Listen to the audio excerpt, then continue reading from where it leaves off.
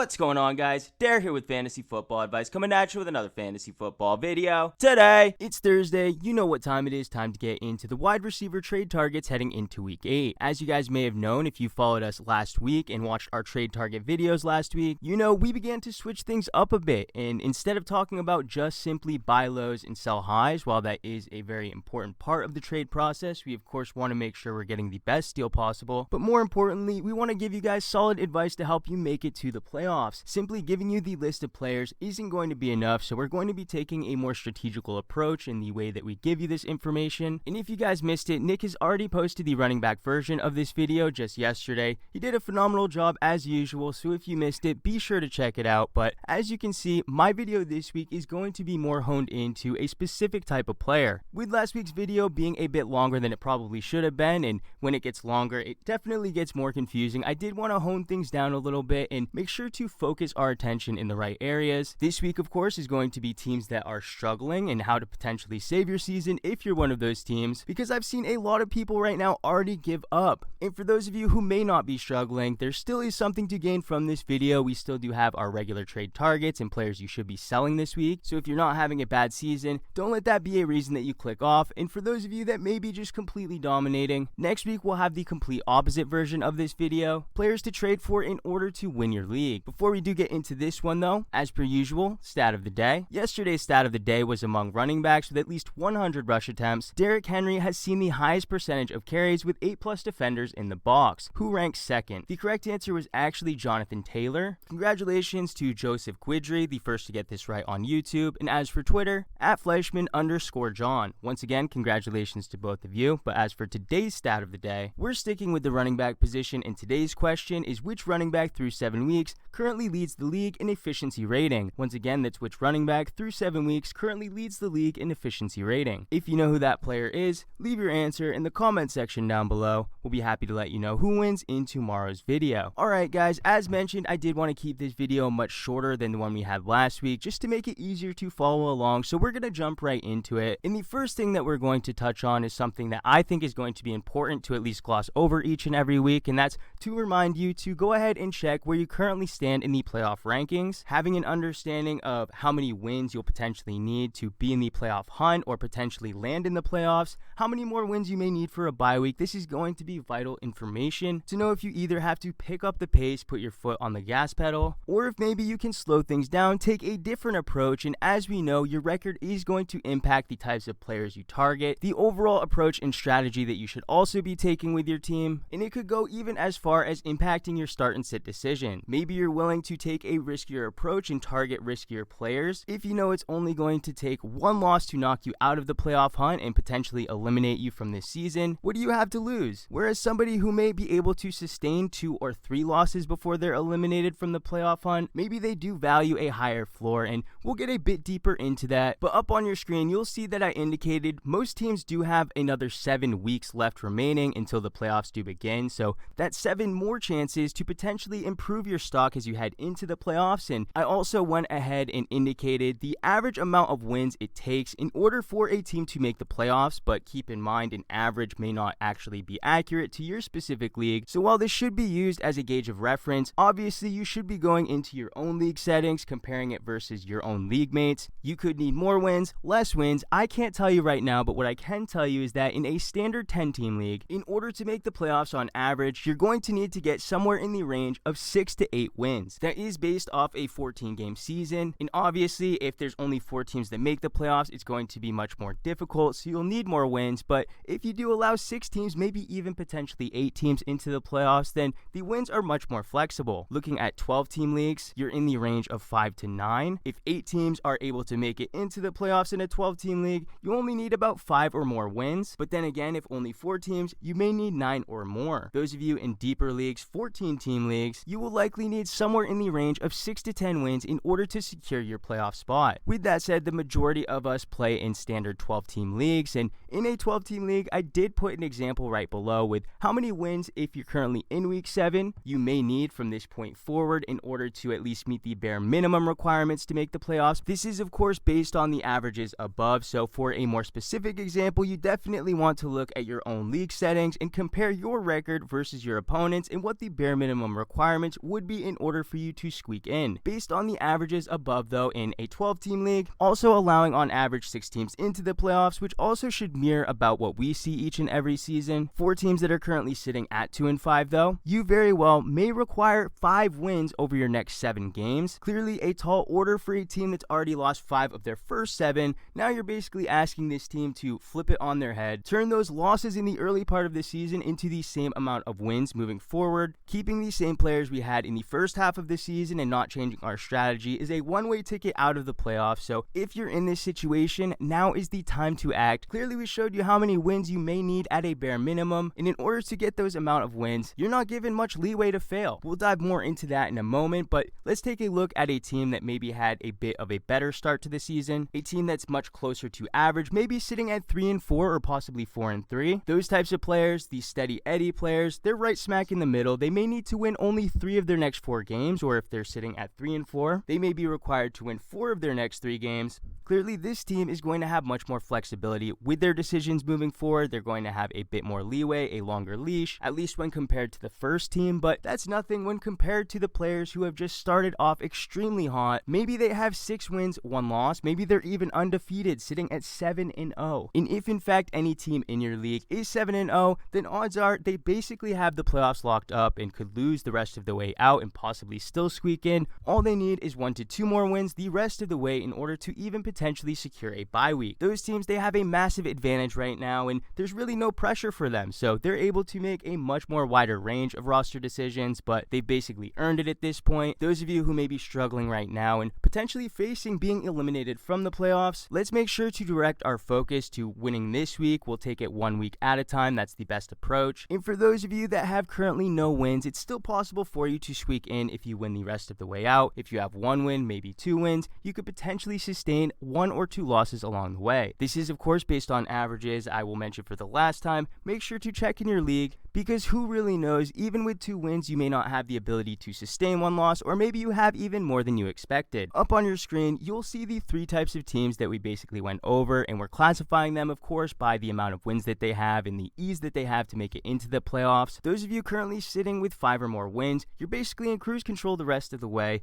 even giving you the ability to sustain losses throughout the way, so taking risky trade offers is going to be right up your alley because you really have nothing to lose. Teams sitting with about 3 or 4 wins, as we mentioned, just continue to do your thing. Right now, you're right in the mix of the playoff hunt if you're not already in it, so don't feel the need to make irrational decisions or completely change up your process. You can continue to do exactly what got you to this position for the remainder of the season, because if it ain't broke, don't fix it. As for the unfortunate or unlucky teams with 2 or less wins, this is the weeks that you need to make it happen. When I say make it happen, this means you do have to go out of your way in order to secure trades. You can't just send out an offer, leave it hanging, wait for a more convenient time to respond to incoming offers, because there may not be a next time. 1 game for many of you could be the deciding factor on whether or not you even make it to the playoffs. As for what specific moves we would make in that position, we have a list of players we want you to target. Not only will we give you a list though, we'll fully explain why we're adding these players to the list and why we're either targeting them or why we should be avoiding them, so you'll have the tools to make these types of decisions moving forward, although you can always access this same information at our website. And speaking of the site, we made some incredible updates to it this week. These updates would impact the rest of season rankings, and up on your screen you'll see the 2 major updates that we did add. Up at the top you'll see that we did now include the strength of their playoff schedule in the rest of season rankings. And for those of you who may not know, the rest of season rankings are an amazing tool to help you identify potential trade targets, also players that maybe you want to be trading away. Clearly, if a player is currently producing as the wide receiver 30, but we have him ranked as a wide receiver 15 for the remainder of the season, that's a player you may want to target in the trade because his overall production and value is likely to increase in the coming weeks. And speaking of value, we have now made it easier for you guys to identify what to potentially offer your opponents in trades. You'll now notice a numerical number in the trade value column. The stronger players are going to have a higher number and the weaker players a lower number. And if you're making a trade that includes multiple players, adding up the total numerical value of the combination of the players, going through the same process and creating a total for the value of the players you're trying to get off of your opponent,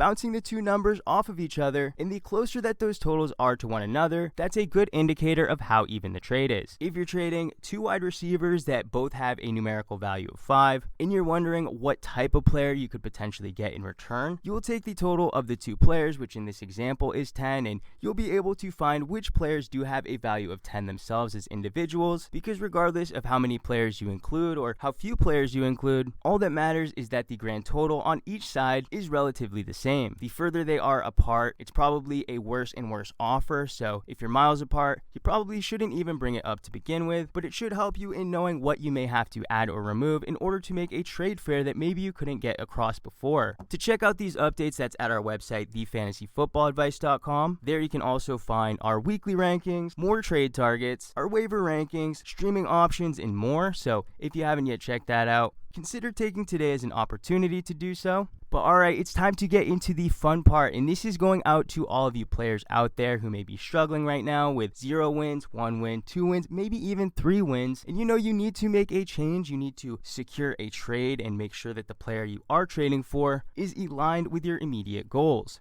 In order to do that, we need to be looking for specific traits, and I feel a fun exercise is going to be to list out several wide receiver targets that we have for players with a low win total right now. While I'm listing off these players and going through them, try to think of the similarities between them. While these players may be on different offenses, have different target market shares, many of these receivers still do share similar traits that are very desirable for teams with low win totals, because we know every loss is extremely impactful for our future. Enough hints though, I'm going over the list. And up top, we have Deontay Johnson of the Pittsburgh Steelers, followed by a pretty underwhelming wide receiver in Justin Jefferson, at least due to pre-draft expectations. Justin Jefferson, followed by Keenan Allen, then into Robert Woods, DJ Moore, and Calvin Ridley. You'll notice up at the top that the title of this is the Players Like segment, and that's because I am trying to find players like Deontay Johnson, players like Justin Jefferson, players like Keenan Allen, and even suggesting there are players like them means we do have to be fully aware of what similarities they have. I'll go over them now, and some of the most important ones are making sure that you're targeting players that are actually good. Sometimes we get in the bad habit of chasing production, chasing those good weeks, and not valuing the talent as much as we probably should. And alongside talent, we do have to value a player's floor. If you notice, all of these players do have a relatively high floor. Deontay Johnson, Keenan Allen, even Robert Woods has had one single-digit performance in PPR leagues. DJ Moore, he has posted a couple duds, but he's basically as safe as they come when it comes to his overall target market share in his offense. Calvin Ridley, while underwhelming from a ceiling perspective, you can't deny that he does have a relatively safe floor. Also, bye weeks that could make or break us. As you know, 1 win or 1 loss is detrimental to our futures in the league. So getting players or trading for players who may be unavailable for us in 1 to 2 weeks, that's not going to be a winning strategy. And while it's unavoidable in some cases, we're only in week 7. Many teams have not had their bye but still make great trade options. Maybe you decide to send an offer out for a different player just due to that factor. Someone like DJ Moore, he has not yet had his bye week, but his comes in week 13. By then, you should already know whether you're going to make it into the playoffs or not, so I don't think that one's going to make or break you. But players like Deontay Johnson, Justin Jefferson, Keenan Allen, they've already had their bye weeks right now, which is going to be a significant advantage for you for the remainder of the season. Now, the last and most important factor is we need these players to come cheap. Now, preferably cheap. We can't obviously shortchange our opponents in order to get these players off of them. Each player that I did list above, they're no slouch, so they will cost somewhat of a pretty penny in order to land them. But part of the reason we've been struggling is because we have not had strong enough players on our team, and strong players are not cheap to acquire. Taking shortcuts, it's likely to lead us in the same situation we are trying to pull ourselves out of. So you'll notice each of these players, they may not be at peak value. Deontay, maybe you could make a case for him being at peak value, but Justin Jefferson, he's coming off of a few down performances. Keenan Allen has yet to post 20 plus fantasy points in a PPR format. Robert Woods, he hasn't really shown much of a ceiling game outside of one performance. Calvin Ridley, his pre-draft expectations were just far too lofty from what he's produced on the season. And DJ Moore, he's dropped several passes in the past few weeks. He's now also disappointed in some plus matchups, and his schedule's actually getting a bit more difficult compared to the weeks he's already passed. These are factors that means you are going to get these players at somewhat of a discount. Now, obviously, they're not going to be free, But when we compare this group of wide receivers to players that have been producing consistently and at a high level, players like Mike Evans, Cooper Kupp, Jamar Chase, these are going to be players you're going to have to pay a premium for, whereas these ones are going to come at a much more reasonable price. If you find yourself not even able to afford some of the players I just listed, then I have a couple honorable mentions, some bargain bin players you could be after, and it's Jacoby Myers and Michael Pittman. These are two players that do exhibit some of the traits of the receivers we just listed, such as a high floor. As we know, it's win or go home, so we really can't afford to have players posting duds. And one thing we know about Pittman and Myers is they're almost as consistent as they come, and they'll also be a fraction of the price. Just keep in mind they are honorable mentions because just as many factors as they share with the receivers on the page before, overall they still are a bit lacking, and I'd rather invest that trade capital into players with a bit higher upside. As for the types of players that you should be avoiding, see if you can come up with some commonalities between these players. We have Tyreek Hill, Emmanuel Sanders, Chase Claypool, Christian Kirk, Rondale Moore, Adam Thielen, Tyler Lockett, Sterling Shepard, and Antonio Brown. If you haven't guessed yet, these players are extremely volatile week to week. A lot of their production in many cases could be coming in the form of touchdowns. I know that's the case with Adam Thielen, Christian Kirk, Emmanuel Sanders specifically, and when it comes to players like Tyreek Hill, nearly 70% of his production has come in just 2 games where he's posted over 30 fantasy points in one contest and over 40 in another. Take away those 2 performances, in his other 5 games, he's averaged just over 12 PPR fantasy points. So although he still is a top 5 wide receiver rest of season, arguably top 3, and he has the upside to compete with anyone, I don't think right now when it's win or go home, trusting a player that's more likely to post a dud as opposed to a ceiling week, it's just not going to be a player we need to be investing in whatsoever. He's also extremely expensive, but looking at some of the more injured options like Sterling Shepard and Antonio Brown, yes, they're great, yes, they're strong, they exhibit a lot of qualities that we're looking for, but if they do miss any games, that's going to be detrimental to our future. We're already dinging players for having a bye week, so these players who have been in and out of the lineup, you should basically cross them off your list. With that said, guys, that's going to be players you should be targeting this week and a list of names you should be avoiding if you're in a tough spot. These players and these moves could potentially save your season. It all starts with knowing exactly where you stand, how many losses you can potentially endure, and how many wins you'll need to make it into the playoffs. So no matter what situation you're in, you can likely pull yourself out, and we'll help you out every step of the way. Before we do leave you though, as promised, I do want to go over some of our other buy targets and sell targets that we do have this week for week 8. These players are not specific to teams that are struggling. This is going to be players to target regardless of what your win totals are. Devontae Adams, he of course has COVID this week and is unlikely to play tonight. As we know, Devontae Adams, a premier wide receiver in the league, arguably the most valuable wide receiver for the remainder of the year. With him not playing this week, an opponent who may be off to a slow start themselves may need a win, in getting Devontae Adams off them this week in exchange for a receiver maybe like Tyreek Hill, one less consistent. It's similar value, but I still think you win in the end. And then right below him, we have Tyler Lockett, a player that we did say to avoid if you are in a desperate situation, because Tyler Lockett is not going to be producing with Geno Smith. At least we haven't seen him do that yet. Expecting him to just reverse course and produce highly with Geno Smith from this point forward is just an unlikely expectation, but Russell Wilson, word is, could come back as early as week 11. Week 11 is actually right around the corner, so for those teams that could potentially invest in him now, get him at a severe discount, hold him for a couple weeks and leave him on your bench, you could be paid dividends for the remainder of the season. And Tyler Lockett, we know, does have wide receiver 1-ups. It's just going to take Russell Wilson to return in order to unlock it. Then we have Kadarius Toney, Jerry Jeudy, Michael Thomas, 3 receivers that are banged up, injured, but returning soon. Trading for them now is definitely going to be when you're going to get them at their cheapest. If you wait until they're in the lineup and producing, by then it's probably going to be too late and you'll have to pay a premium. Just keep in mind, you can't blame their owners for not giving them up extremely cheap. They have, of course, held on to them for this entire time, and you're trying to pick them away 1 week before they return. So if they do ask for a significant price tag but not full price, maybe that's something you should consider, because it's likely going to be one of the cheapest routes you take in getting a receiver with a similar upside.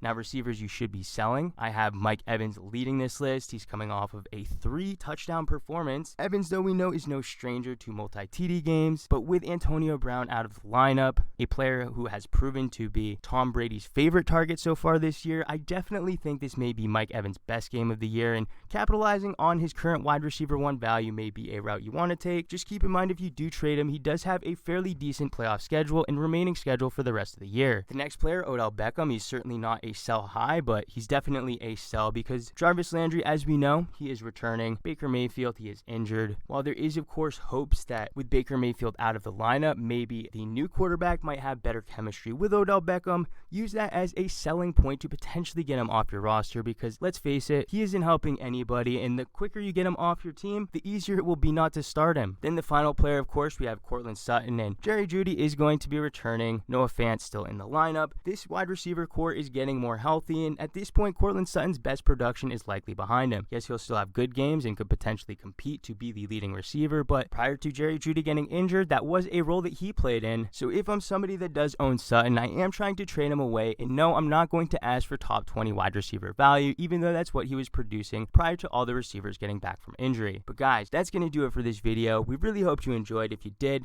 how about hitting that like button? If you're new to the channel, please hit that subscribe button. Thank you all for watching. Catch you on the next one.